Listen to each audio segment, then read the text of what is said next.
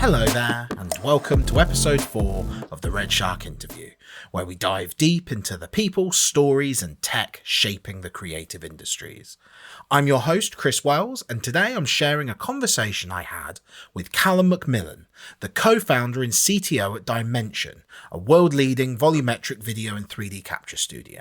This chat was recorded in November last year and offers a rare glimpse into the actual day-to-day workflow of virtual production technology on an actual contemporary Hollywood film. That film is the Tom Hanks single camera joint Here, which, while editing, I've realised is an absolute nightmare title when your primary medium is audio. So just note, when you hear us talking about Here, it's the film, not the place that we are, or the things that we're listening to. Here tells the story of a single location using a single camera angle over generations, from like the dinosaurs to the residents of the eventual house that is built around it. It's directed by Robert Zemeckis of Back to the Future fame, or Bob as Callum calls him, with Kevin Bailey as the VFX supervisor and Don Burgess as director of photography. Those will be the key names that you hear mentioned throughout. The key work that Callum and Dimension was leading is creating and showing in real time the entire world beyond that window in the background, with all of the neighborhood changing from scene to scene, different cars driving by, all of the weather going on in the background, that sort of fun stuff. So let's get right into our chat. Here we go. If you could, just for the audience at home, explain to us who you are and what you do. Yeah, sure, Chris. So my name's Callum Macmillan. I'm one of the co-founders at Dimension and CTO. I also work as a virtual production supervisor. Virtual production started kind of in earnest in sort of 2019, 2020. We were quite well placed at Dimension to kind of get into it because we have a background in immersive content creation using real-time engines. So the kind of real-time content creation component of it was there. And then also we had quite a strong background of being on set and doing imaging on set. We had a lot of kind of volumetric video capture background and working with imaging technologies. So actually those two things coming together allowed us to kind of enjoy that sort of early exploration, really. How much growth have you seen in interest with virtual productions over that period of time? The kind of key thing for me is virtual production went from, I think, people thinking this is an LED volume, technology, to us going, well, hang on, virtual production to us is about real time. That's what underpins it all. And real-time technologies can touch each point of the production process. So as the industry's evolved, our sort of addressable markets evolved, if you like, because we're able to kind of work from, script to screen, if you like. And there's lots and lots of different touch points along that production process where VP in its broadest sense can engage. The people and the technologies that we've got can help at different points. Yeah, that's a beautiful transition into. So we're talking also about the new film Here, the Robert Zemeckis film. And obviously that film, as with all Robert Zemeckis joints, there's a lot of effects and other things. So how early were you guys involved in the production of that? Yeah, we were in a reasonably early stage to kind of help with kind of two things. The world outside the window was our remit. So that's what we had to kind of deliver in terms of VP. So everything beyond the mullions and the physical set of the window was a virtual world that we were building. So there was a lot of kind of early development of work around that. I joined the production a little bit later on. So there was a VP supervisor called Jim Godeldick that was doing it. I took over. And with the kind of transition point, the world building was well underway. And another kind of key sort of early stage concept, if you like, was taking the production design, the CAD files of the physical set, bringing that into Unreal and placing that along with an approximation or a pretty accurate representation of Don Burgess's camera. So the correct lens height and field of view and everything that was going to be there on the day.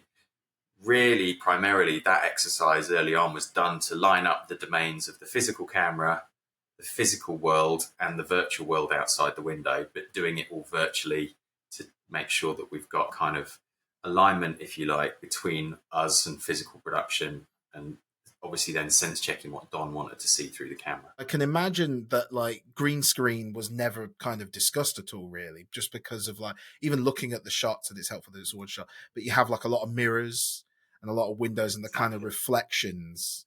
Yeah. Was that something that like kind of, you guys were like, this is perfect, let us show you, this is why this exactly. And we'd worked with Kevin Bailey and Bob and Don previously on Pinocchio, so we'd run a lot of simulcam systems on that and out vision LED for interactive lighting.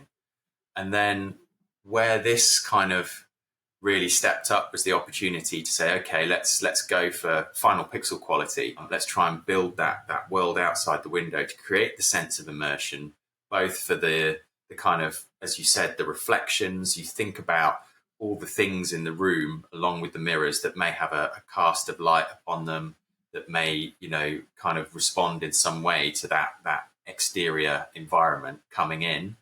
There was all of that, which would have been very challenging to do as a visual effects process that we could get in camera.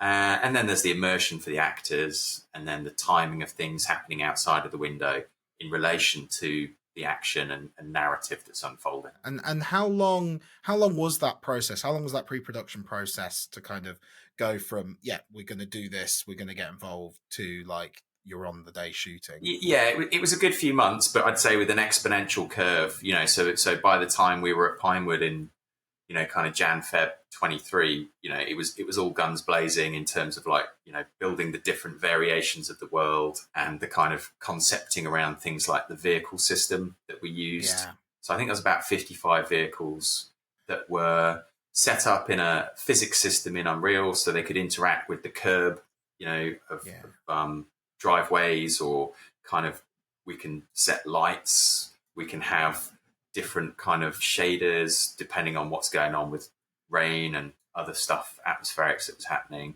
And that was all on an iPad. So the first AD or Kevin could trigger the cars depending on what was sort of happening in the scene. Yeah, so I was going to ask about that. So I mean, was it 55 cars, did you say?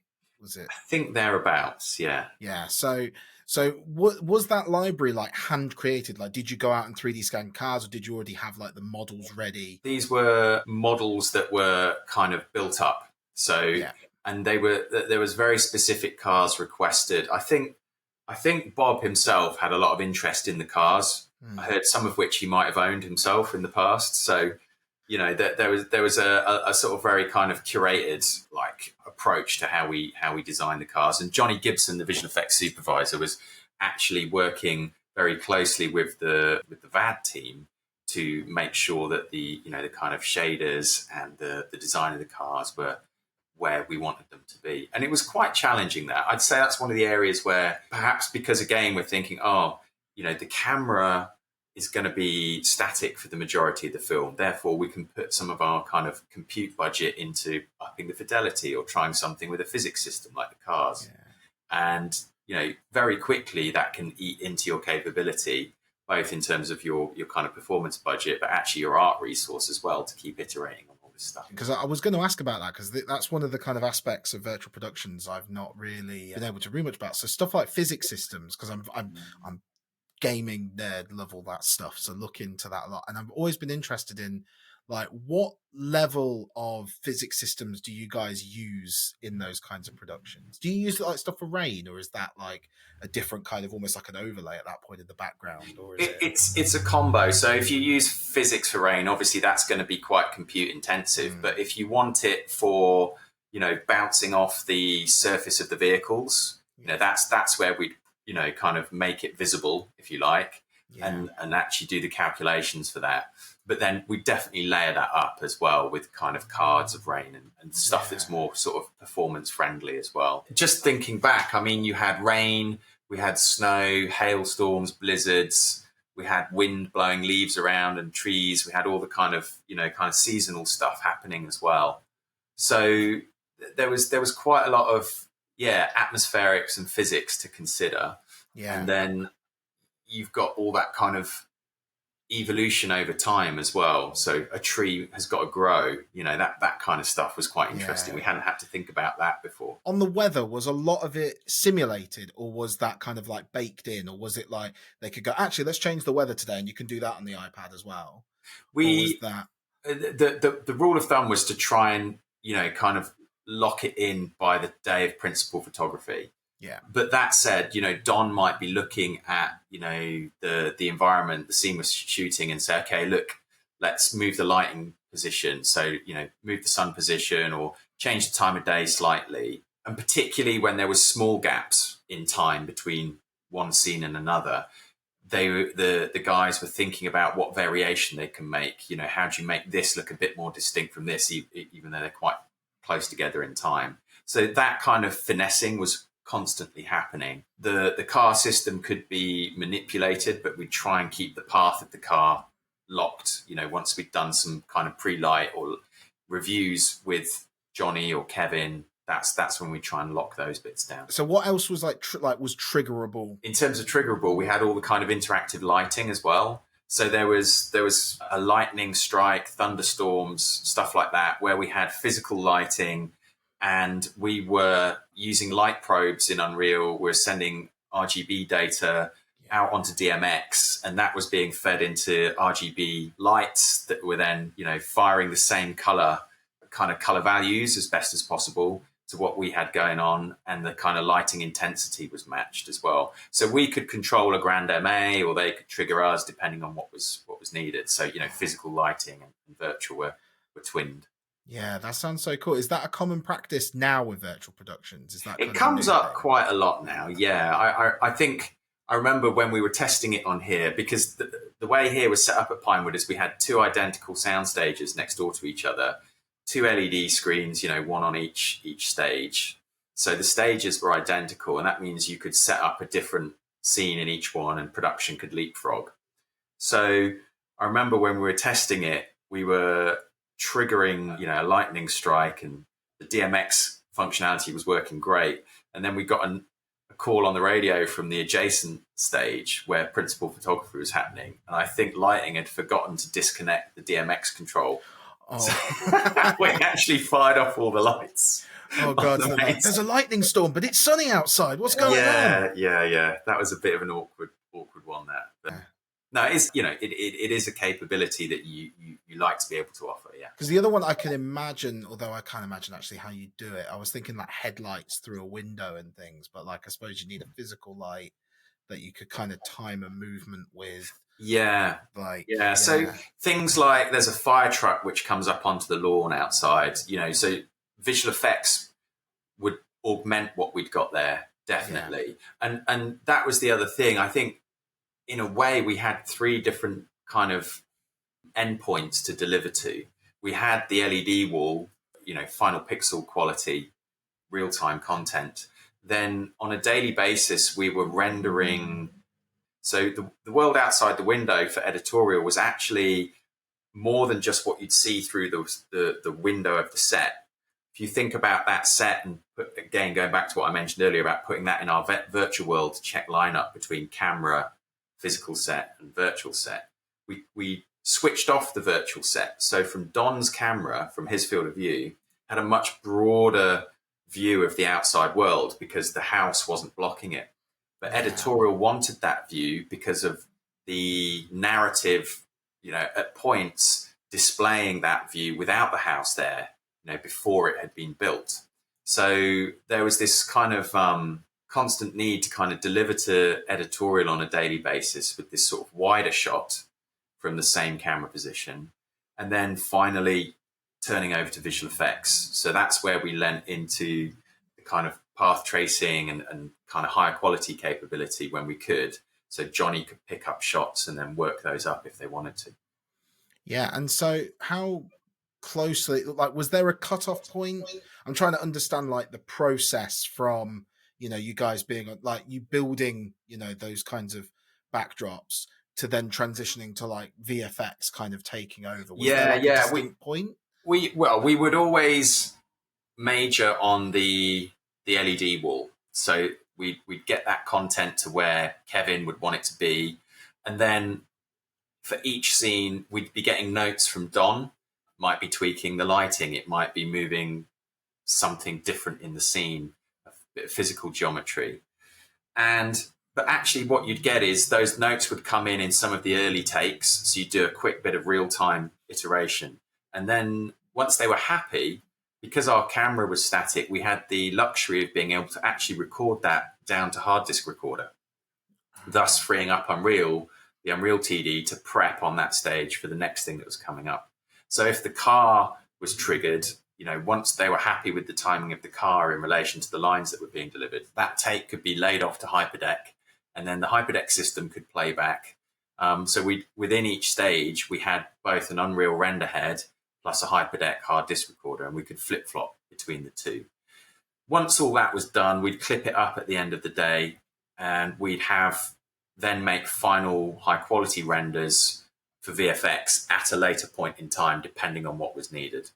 But also there'd be the dailies, which would be rendered out as well for editorial, which is the kind of wider framing, if you like. So what was a day in the life process of what was a shooting day at here? Because I've got kind of all these beautiful snippets of multiple sets, all of this, but actually, what was a day to day shooting on here like?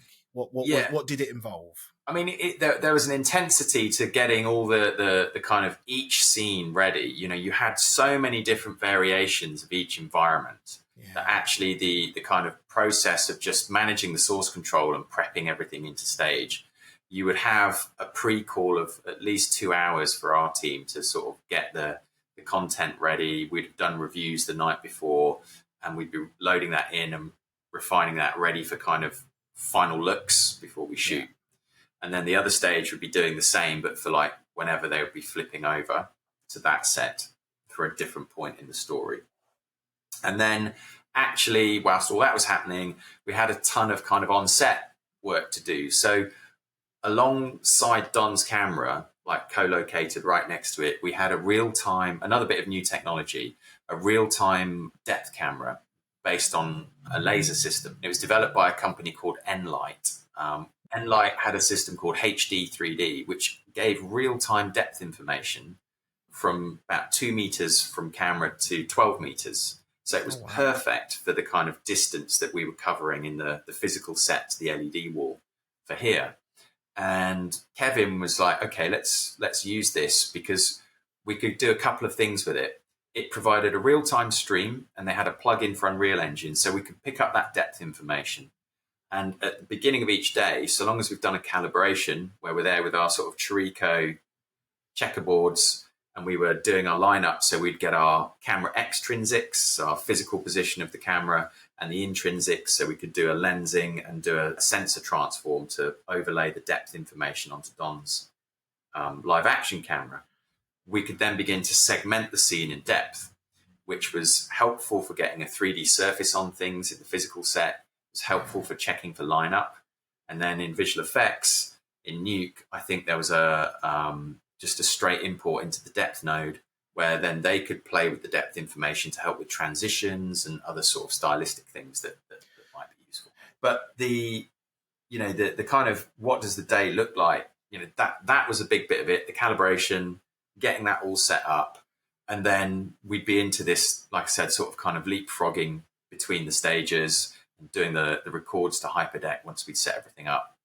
I think the other thing worth saying about the kind of on-set component is when we started here, NVIDIA was in the process of transitioning to the latest generation of Ada GPUs that we've got. Yeah. But you couldn't get the Ada 6000 at the time. However, based on the kind of visual fidelity that Kevin was after, we realized the previous generation A6000s wouldn't give us the frame rate that we wanted. So we actually started here using RTX 4090 GPUs rather than Pro GPUs. And we had all the kind of challenges of how that works in terms of off-axis projection and the end display configurations. We had to think about how you gen lock it and synchronize it. How many did you have? How many 40? We had one render head per stage, So that had a single GPU in it, because the LED wall was row BP2V2, and it was about 3.5 by 8 meters, something like that. But the frame rate we could get out of the 4090 meant we could get the fidelity we wanted. And because we were using the latest generation, we could lean into deep learning tech that NVIDIA was bringing out. So DLSS, so super sampling, ray reconstruction wasn't out yet, but the DLSS was really important. DLAA, the anti-aliasing component, these things, gave us a fidelity bump, and we were able to kind of get the frame rate that we needed still. What was the frame rate that you were targeting? It was 24. It was just 24. Yeah. So it wasn't high. But yeah. What we were trying to do in the scene in terms of, visual fidelity, we were really pushing the envelope. Yeah. So what's a normal kind of frame rate? Well, when you go free run, so you don't sync, you really want to be ideally double the headroom. Yeah. In terms of so if you're up at 48 or something, then you're in a good place, because always in editor mode you're going to get a better frame rate than you are in end display. It's just the way end display is. In theory it should make no difference, but you do hit a sort of kind of performance. There is a performance hit when you're doing multi-machine rendering, and that's where we were. We were in the context of here. We found ourselves like just bouncing along, barely scraping 24 FPS until we could get the 4090s into play in our early testing, and then it got better. Yeah. Oh no, that's amazing. So I suppose I've got a two-pronged question of first of all, just on here, what was it like, the way they acted it? And I suppose also how, over your experience, since 2019, have actors responded to the abilities of those kinds of large 360 productions? Well, I think that's a case in point with here that, when you think about LED volume virtual production, you do think about these large walls and, big scenes for visual effects shots that, then become VP. So things like Mando from the early days, kind of more fantastical content. But then with here, it's distilled right down into very intimate, environment. You're inside one building for a lot of the show. So I think the way that works with the actors is still the same, though. It's still the immersion, and the sense of kind of being in the same space, not having to kind of have the green screen chroma glare on you and imagine where you are. I think, look, also that intimacy, the kind of, there's some key moments in the film that, quite emotional, and some of them are sweet and some of them are sad. But what you hope is that the technology we've got is just falling in the background and helping that happen and doing its job, right? That's all you want it to be. And that even comes down to the more bells and whistles stuff like the car system and the kind of weather systems and stuff. Your job is to just be cohesive and try and tie all that together. Yeah. And that was my chat with Callum from Dimension. Thank you for coming on, Callum. And I've often heard people who work in VFX say that the goal is to be invisible, for the effects to be invisible and not noticed by anyone. And when you consider that the world behind Tom Hanks and Robin Wright and all of the clips and scenes that you see from that film, when you realize that just behind that window is essentially just a giant TV, but with the clarity and the way the lighting interacts between the screen world and the actual real world on the set in real time, it is honestly just amazing. Anyways, thank you so much for listening, and we'll be back in another 2 weeks with a brand new episode. And until then, look after yourselves.